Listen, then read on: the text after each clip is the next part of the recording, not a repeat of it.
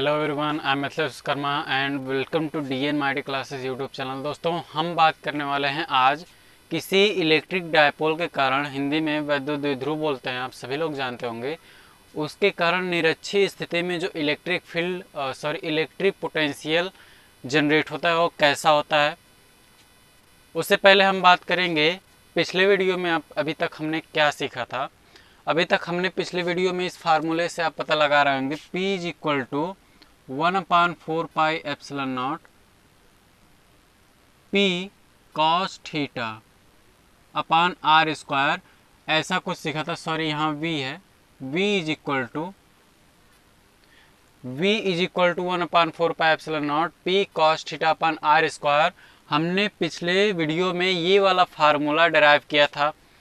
अब हम जरा देखेंगे कि इस फार्मूले में क्या सही है क्या गलत है। इस फार्मूले को थोड़ा सा और हम अच्छे तरीके से सीखते हैं ताकि हमें पता चल सके कि एक्चुअल में होता क्या है।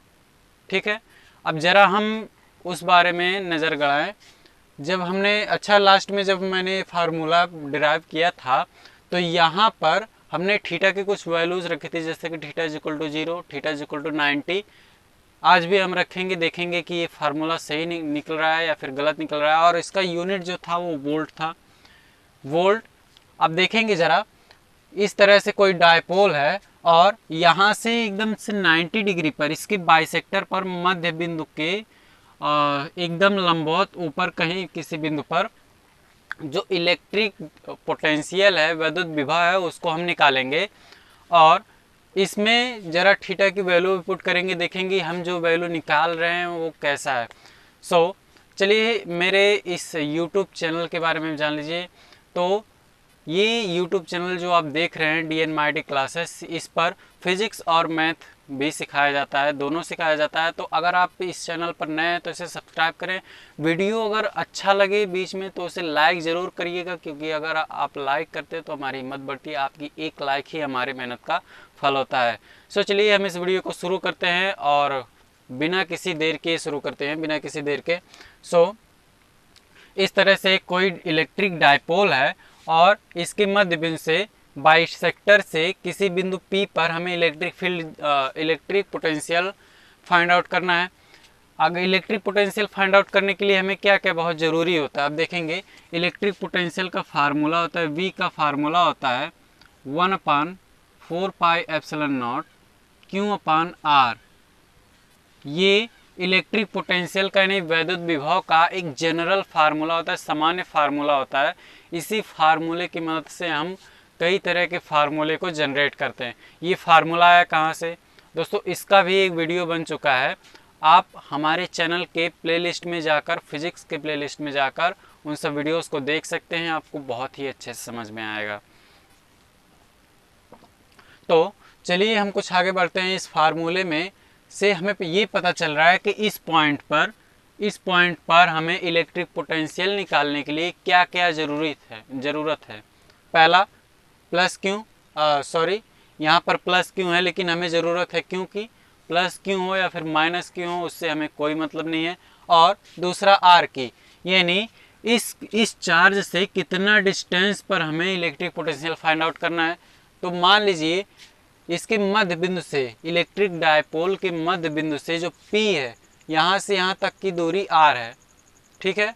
और ये फाइंड आउट करना है हमें, ये डिस्टेंस हमें नहीं पता है। अब यहाँ से तिरछा डिस्टेंस थोड़ी ना मेजर करेंगे हम लोग तिरछा डिस्टेंस मेजर नहीं करेंगे। यहाँ ये वाला डिस्टेंस AP निकालेंगे। AP is equal to how much, AP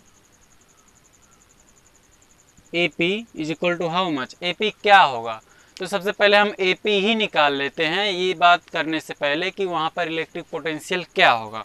जरा देखते हैं। AOP, ये एक ट्रायंगल बन रहा है, ठीक है, एक 90 डिग्री ट्रायंगल है।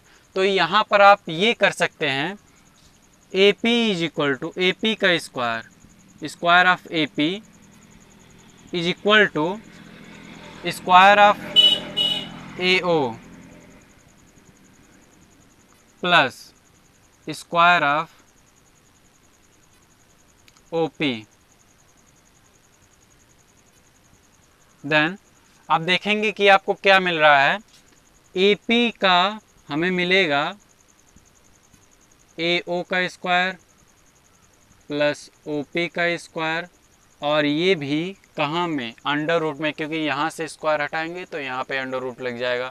हाँ, ये वाला आप स्क्वायर नहीं हटा सकते, ये अलग अलग है। अगर एक में होल का स्क्वायर होता तो आप इसे हटा सकते हैं।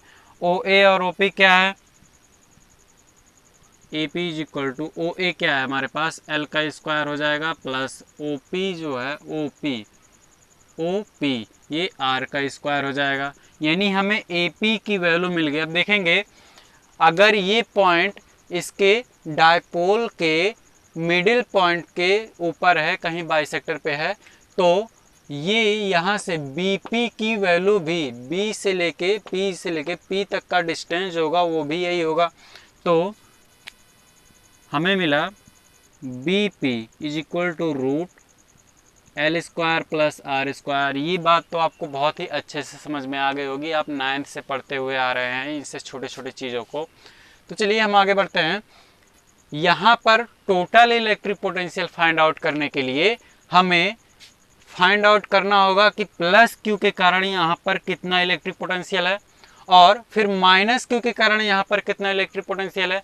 ये दोनों जब हम फाइंड आउट कर लेंगे तो हम V1 मान लेते हैं, प्लस क्यू के कारण जो इलेक्ट्रिक पोटेंशियल जनरेट हो रहा है वो V1 है, और माइनस क्यू के कारण जो इलेक्ट्रिक पोटेंशियल जनरेट हो रहा है वो V2 है।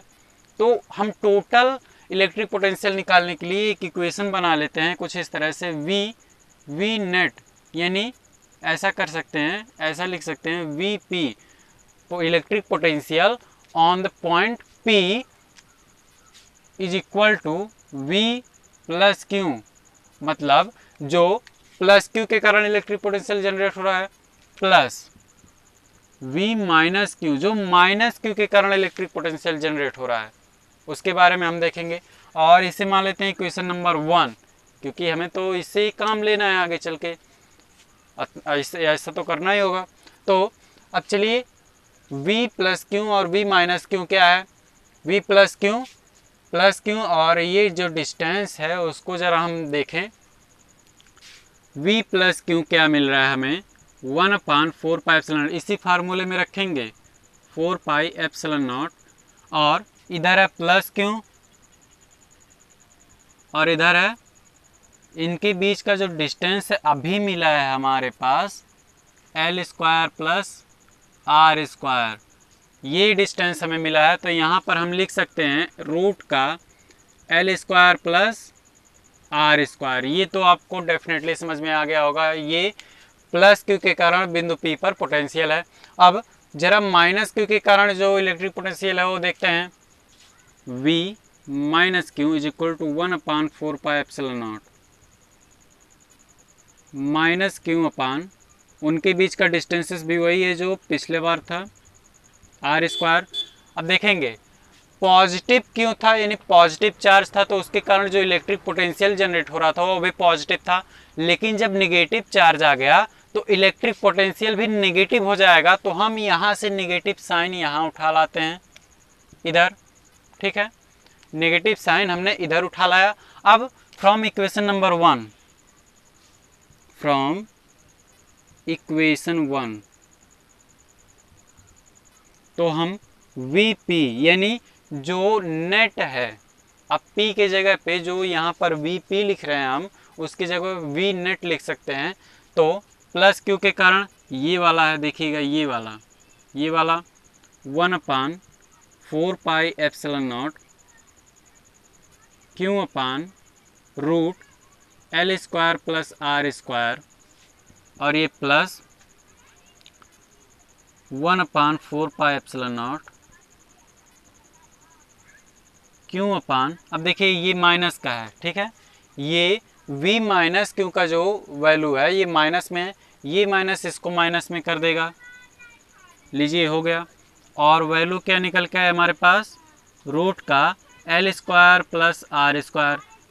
ये क्या आप देख रहे हैं, वैल्यू यहाँ भी वही है, वैल्यू यहाँ भी वही है, बस एक दूसरे के अपोजिट है, एक प्लस है तो दूसरा निगेटिव है, एक पॉजिटिव है दूसरा निगेटिव है, तो एक दूसरे को क्या करेंगे, कैंसिल कर लेंगे, एक दूसरे को कैंसल किए तो हमारे पास जो इलेक्ट्रिक पोटेंशियल मिला निरक्षीय स्थिति में वो क्या मिल गया, V net is equal to zero. V net is equal to zero. अब हम इस फार्मूले की बात करते हैं, जरा इस फार्मूले की जरा बात करते हैं। V is equal to 1/4 epsilon naught P cos theta upon R square. जरा इसकी बात करें हम तो अब देखेंगे, अगर हम इसके यहाँ से ऐसे 0 डिग्री एंगल बनाते हुए चल रहे हैं, कहीं यहाँ पर जो पॉइंट है वो पा रहे हैं यहाँ पर, ठीक है, ऐसे 0 डिग्री बनाते हुए चल रहे हैं, तो अगर हम यहाँ पर 0 रखें तो कॉस, अगर हम यहाँ पर 0 रखेंगे अक्षीय स्थिति में, उसे अक्षीय स्थिति कहते हैं। अक्षीय स्थिति में cos theta is equal to 0, sorry theta is equal to 0 और cos 0 degree is equal to 1, तब हमारे पास मिलेगा v is equal to 1/4 epsilon naught P upon, अगर यहाँ कास थीटा की जगह पे 0 रखेंगे तो कास थीटा की वैल्यू 1 हो जाएगी, तो हमारे पास मिलेगा R square, P upon R square. अगर हम वही निरक्षीय स्थिति की बात करें तो यहाँ से 90 डिग्री का एंगल बना रहा है। आप देखेंगे पॉइंट P इसके मध्य बिंदु से इलेक्ट्रिक डायपोल से 90 डिग्री का एंगल बना रहा है, तो हम देखेंगे निरक्षीय स्थिति में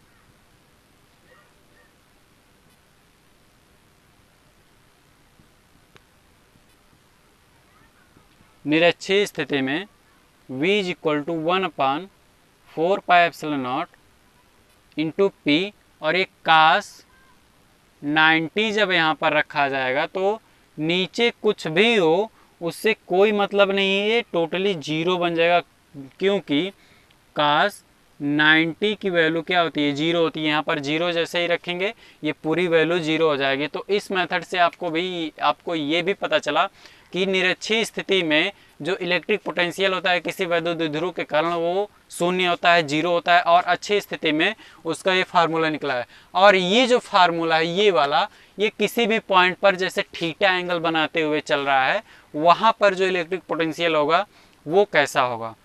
चलिए, हमने इतनी आसानी से ये सारी बातें निकाल ली, और इसका यूनिट जो होगा वो वोल्ट होता है।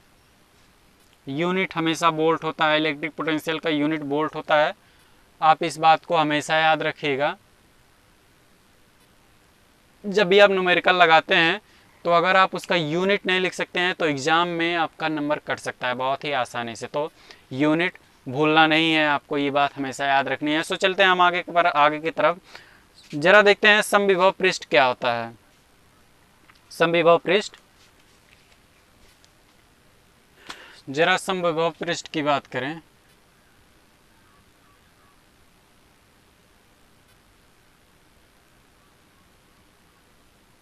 ये क्या होता है, आपने पता नहीं नाम सुना है कि नहीं सुना है, लेकिन समविभव पृष्ठ इस तरह से कुछ होता है, उसके बारे में हम बात करते हैं। आप समविभव से ही समझ रहे होंगे कि समविभव पृष्ठ क्या होता है। एक ऐसा पृष्ठ, यानी वैद्युत क्षेत्र में खींचा गया एक ऐसा पृष्ठ जिस पर स्थित सभी बिंदुओं पर जो इलेक्ट्रिक पोटेंशियल होता है यानी वैद्युत विभव होता है वो शून्य होता है, सम होता है, उसे समविभव पृष्ठ कहते हैं। किसी भी इलेक्ट्रिक फील्ड में, किसी भी वैद्युत क्षेत्र में जो पृष्ठ होता है उसके सभी बिंदुओं पर जो विभव होगा वो सम होगा, तो उसे समविभव पृष्ठ कहेंगे। चलिए हम देख लेते हैं, उसे डेफिनेशन वाइज भी देख लेते हैं और उसका फिगर बना के भी देखेंगे। तो अगर आपको वीडियो अच्छा लग रहा हो तो प्लीज़ इसे लाइक करिए, क्योंकि आप लाइक करते हैं तो मज़ा आ जाता है एकदम पढ़ाने में। चलिए ज़रा हम इसका डेफिनेशन देख लेते हैं क्या होता है। वैद्युत क्षेत्र में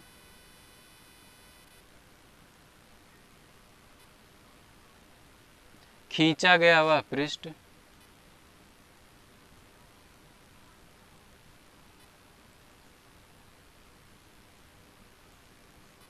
जिस पर सभी बिंदुओं पर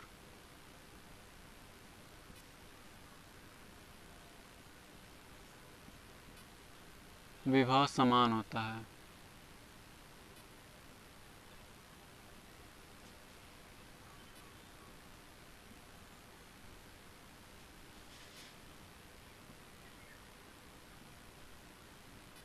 समविभव पृष्ठ कहलाता है।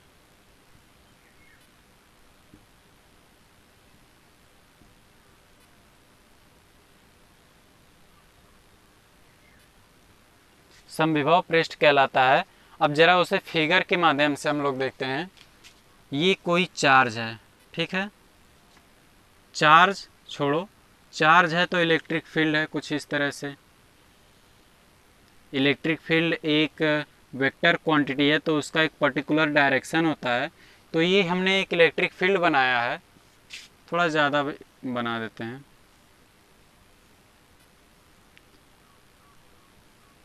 इसमें कोई एक सरफेस खींचेंगे हम लोग।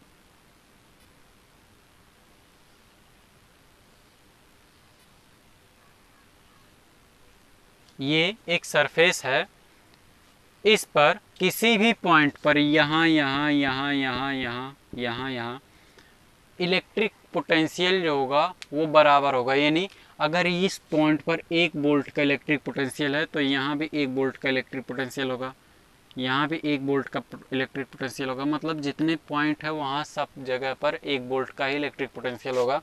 अब ज़रा दूसरे शब्दों में देखते हैं, थोड़ा सा आसान। पोटेंशियल डिफरेंस क्या होता है? अगर हम एक और इलेक्ट्रिक फील्ड बनाएं,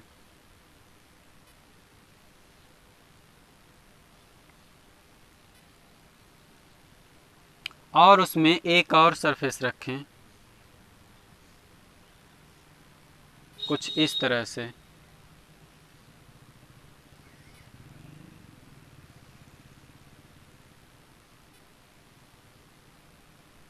ये एक सरफेस हो गया।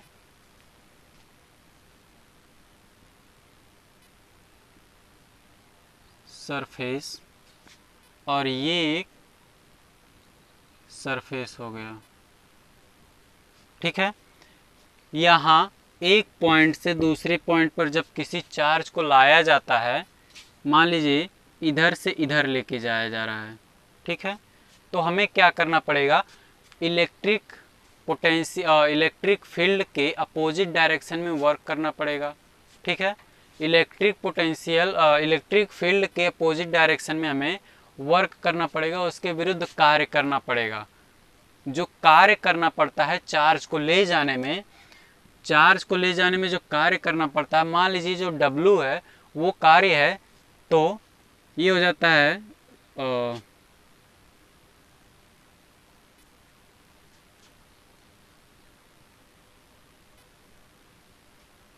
सॉरी, मान लीजिए जो कार्य है उसे W से डिनोट किया जा रहा है, और जो इलेक्ट्रिक पोटेंशियल डिफरेंस है उसे डेल्टा V से डिनोट किया जा रहा है। तो जो कार्य करना पड़ेगा चार्ज को ले जाने में वो समविभव, सॉरी, विभवांतर कहलाता है।